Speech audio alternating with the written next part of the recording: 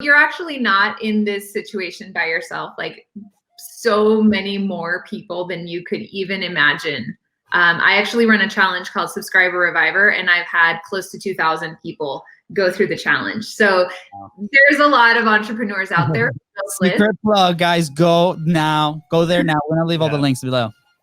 Yeah, there's a lot of people out there who they build a list.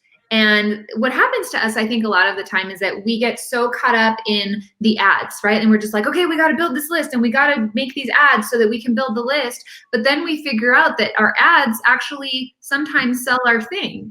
And then we start chasing the sale, right? When in reality, I believe that a Facebook ad or Instagram ad or whatever ad you're running isn't necessarily designed to sell your thing. It just happens to. It's designed to collect the lead so that they come onto your email list so that you can then market to them for free, essentially forever and ever until they decide to leave or you totally screw up, right?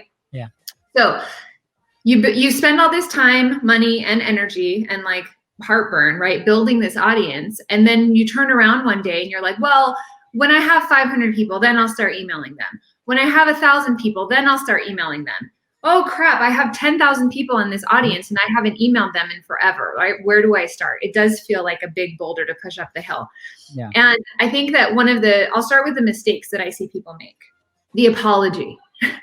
I'm so sorry that I haven't emailed you in forever. Mea culpa, like I'm the worst business owner ever. It's like, no, stop. Like nobody wants to hear that. Stop apologizing to your audience. Like you're a human being. Like you have a life to live and you have a business that you're running and that's okay, right? So the 3 emails that I tell people are part of the Subscriber Reviver framework are an email where you're saying like, hey, I'm back. Like, I'm excited, like this is really cool. I'm back. This is where I've been. This is what I've been up to. This is what I learned about myself, about my business, about the world, whatever you want it to be, right? But we're going to burst through the wall like the Kool-Aid man, right? Like we're gonna be like, hey, I'm back. Like here I am. And you're never, ever, ever going to apologize to them because the only thing that apologizing does is remind them of the fact that you haven't been there, right? Mm-hmm. Because our email lists are so important to us, we mistakenly believe that our emails are super important to other people. They're not.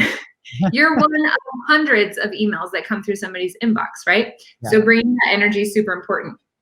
Email number 2 is to tell them what you're excited about, right? Like, hey, yesterday I talked to you about the fact that I'm back, like I've been on this trip or this journey, or we've been redesigning our business or working on this product, whatever you're gonna say, hopefully it's true, right? Because I really like integrity, so bring integrity with you.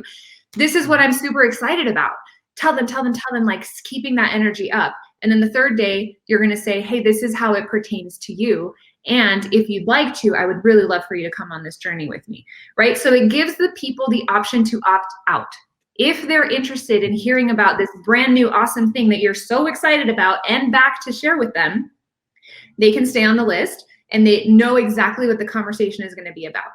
If they don't, they're like, I can't stand this Luis guy, I'm out. You're saying like, it's okay, hey, I get it, it's okay. But these are the people you're calling out once again to your ideal avatar. You're saying, this is what I'm excited about. This is who it's for. If you want to come along the journey, let's go. That's what's happening, right?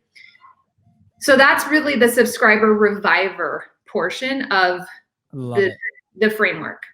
From there, I would move into what I call a warm-up campaign. And the warm-up campaign is made up of 6 emails. And each of these emails answers one of the questions that I believe every single prospect has on their mind when they come onto your email list. Who are you? Where did you come from? What do you do? How did you earn it or learn it? Who do you do it for? And how can you do it for me? Right? So this is where we're giving them, like if you meet someone in person, they're the same questions that they're going to ask you, right? We're just doing this in email form, all the while allowing them the opportunity to email us back and answer some questions that we're leaving in there for them. We're giving them the opportunity to be like, oh my gosh, me too. Hey, I'm struggling with that thing. And we're giving them an overview of your business of like what you do and who you do it for and how you can do it for them, right? So that's really the magic of story selling, is that we're taking a story and we're wrapping it around your product, your offer, or your service, so that it becomes their idea to reach out to you to help them with that thing because you're telling them how you did it for yourself.